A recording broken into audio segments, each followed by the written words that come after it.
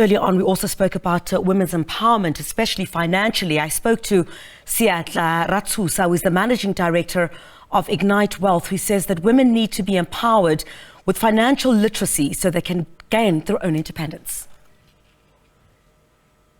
We need to also look at history. If you look at a lot of initiatives that have been tried by both government, the private sector to empower women, there's something that we always leave behind, and that is the nature of a woman. What is it that they want? What is it that they prioritize? Women prioritize family more than men do, right? So when you look at a lot of men who are successful, they can scale their businesses, move into other countries. Women mostly can't do that, not because they don't know how to do it, but because they prioritize family. They want to be there for the family. They want to be there for their children. They want stability, right? So those are conversations that are hardly ever had, in the cycles. We always talk about women need to get into construction, women need to get into politics. But then the thing is, can most women go outside of the country or go on a campaign, tour for 6 months, leaving their children behind, right? So if we are really going to empower women, we need to start having conversations around things that really speak to their livelihoods, right?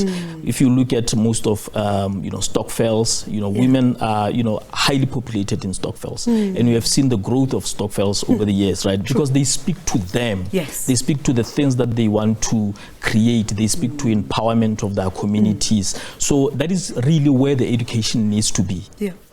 I mean, women's financial independence is equally important, I think, in particular, most importantly in today's world, where, we would see many examples, where women again are caught on the back foot because they simply do not have that financial independence. There's always that dependence on exactly what you're talking about. While the woman is at home looking after the babies and managing a career, men have more leverage to travel the continent, invest in business, travel the world, do more business, while the load is heavy.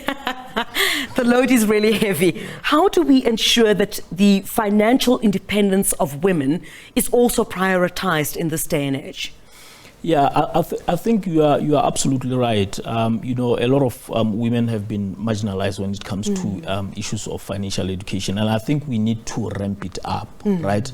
But we need to be going into industries. We need to be going into sectors that really speak to women, right? Yeah. When you look at, women create homes, right? And they fall in love with their homes, and they love furniture, they love decor, they take care of kids, so they would love school. So these are big sectors that actually make a lot of money, right? But if we focus them on sectors that move them away from their families, they will eventually say, I can't do this anymore because I can't compromise this. This is what I want to have, right? That is suffering. That is suffering too much, right?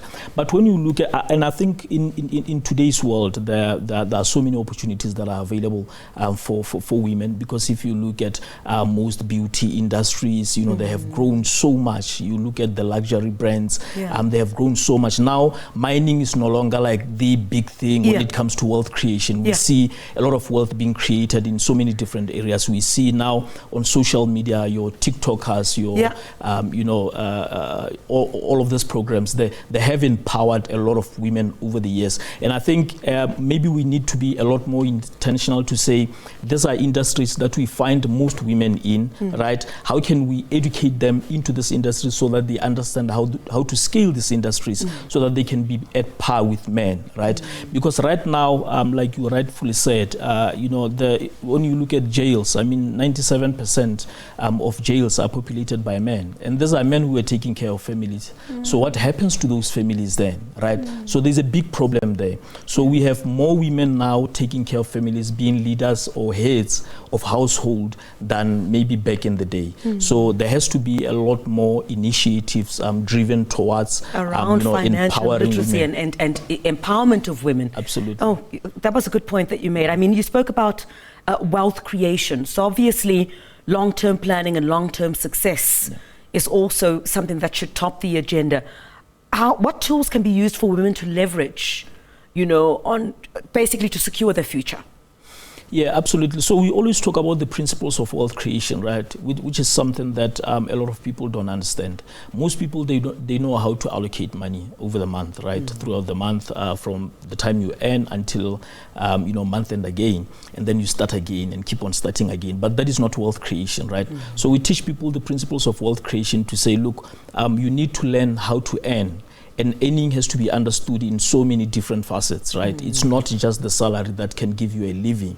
And I think the thing that gives people a lot of headaches and sleepless nights is the fact that you only have one stream, and that one stream stresses you out. You look at your kids, maybe they don't have a father, and you are always stressed. What happens if I lose my job, right? So you are constantly always thinking about that. It stresses you out. Sometimes you even lose focus at work, and you end up eventually losing that work that you were trying to protect, right? So we teach people different streams of making money, right? And one of the key way of ensuring that anyone or everyone is able to create more than just the salary is to look at their skills, right? Everyone has a skill, and every skill pays. I'm a speaker, I get paid to speak. Back in the day, there weren't so many people who were getting paid to speak, right? If you know how to cook, if you know how to dress up, if you know how to do hair, if you know how to write, if you know how to read, all of these things, now they can make money, now more than ever before. So we teach people different ways of earning money, but once you have learned how to earn the money, we need to learn how to protect the money, learn how to invest, and all of these things until we get to estate planning.